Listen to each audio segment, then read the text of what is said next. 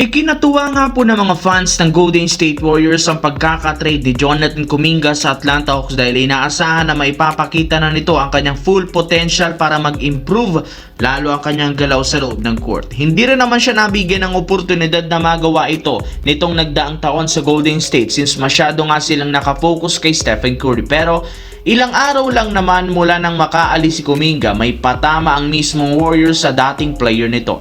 Ayon sa lumabas na balita ng Bleacher Report, masyado nga daw matakaw kumain si Jonathan Kuminga na siyang inirereklamo ng ilan sa mga miyembro ng Warriors. Pero matapos lang naman lumabas ang ganitong balita, agad nga pong pinabulaanan ito ng kanyang mga dating teammate na sina Stephen Curry at Jimmy Butler. Hindi rin naman totoo ang balitang ito na kumakalat ngayon sa social media, lalo pat alam nila kung ano at sino si Jonathan Kuminga. As of now, nasa magandang pwesto pa rin ang Golden State bilang pangwalo, pero kung magsunod-sunod ang talo, hindi na tayo mag-aakala na babagsak ang team na ito.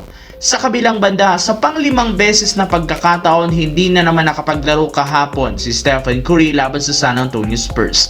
Nagkaroon nga sila dito ng pagkakataong manalo, sadyang kinapos lamang sila sa 4th quarter. Kaya malinaw, kailangan nilang pabalikin sa lalong madaling panahon ng kanilang superstar. At base sa pinakauling inilabas na balita ngayong araw, sigurado nga pong makakapaglaro at makakabalik na muli si Stephen Curry sa Warriors as soon as next game laban sa Boston Celtics na mangyayari sa February 20. Mismong si Coach Steve Kerr nang nagsabi sa media, maayos na ang kalagayan ni Stephen Curry ngayon. Pero syempre hindi rin naman nila basta-bastang bibiglain ang superstar na maglaro at kumuha agad ng malaking playing time. Kaya inaasahan magiging day-to-day ang kalagayan at magiging limitado lamang ang kanyang minuto sa mga susunod nilang laro para maiwasang lumala ang kanyang injury. Sa kabilang banda, alam naman nga natin na sa off-season papasok na muli sa free agency ang 41 years old superstar na si LeBron James. As of now, wala pa nga itong pinipirmahang kontrata sa Lakers. Nasa magandang pwesto nga sila ngayon bilang pang-6 sa West at hindi rin naman nagkakalayo ang pang-5, pang-4 at pang-3 na pwesto. Pero ayon sa report ni Brian Windhorst ng ESPN, kung papasok nga daw si LeBron James sa free agency, meron sila ditong 4 na team na pinangalanan.